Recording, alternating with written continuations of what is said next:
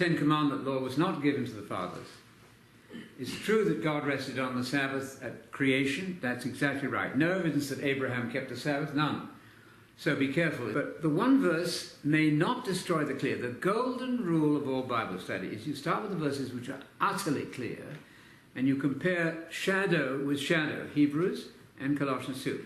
These are the fixed, solid data.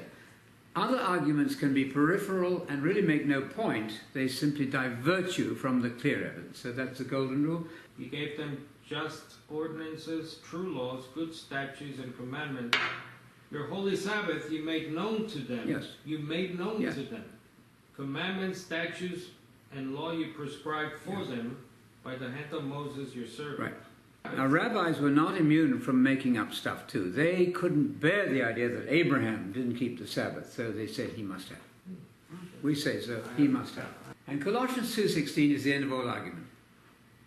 A negative contrast with the shadow. And if you do keep the weekly Sabbath, you certainly must insist on Jews and Gentiles alike keeping all of that calendar. Paul does not distinguish between himself and his Gentile converts.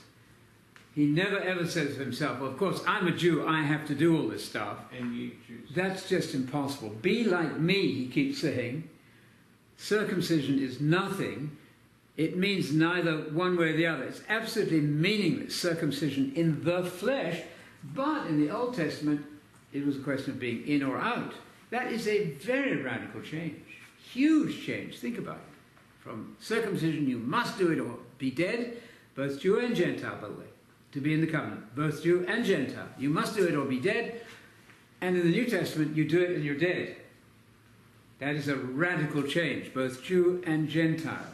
Don't want to minimize or water that down and create unworkable divisions between Jews and Gentiles in the church. That's not what we should do. The Torah, as the Ten Commandments, was not given until Sinai. You either believe it or you don't. Of course everybody has to keep commandments. The main point of the whole Bible, let's be really radical, is are you going to obey God or not? Period.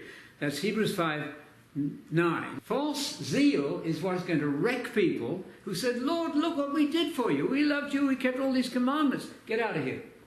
I never knew you. My people, it says in Hosea, are destroyed for lack of love? No. Destroyed for lack of knowledge and understanding. That's the thing that you get above all. Preciousness of understanding. It's like silver and gold treasure. Solomon asked for that.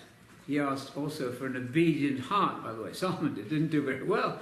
He asked for it, but he didn't carry through too well. But you have to be in the new covenant now. First and second covenants is even clearer than old and new. People say, well, it doesn't mean new, it means renewed. It means both. Renewed and brand new. Both things.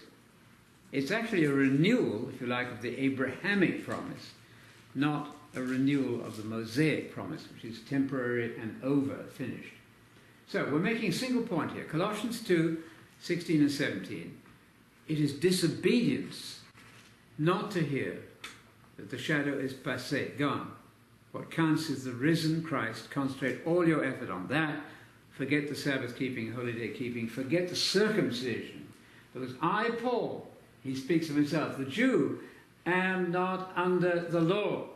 Be like me.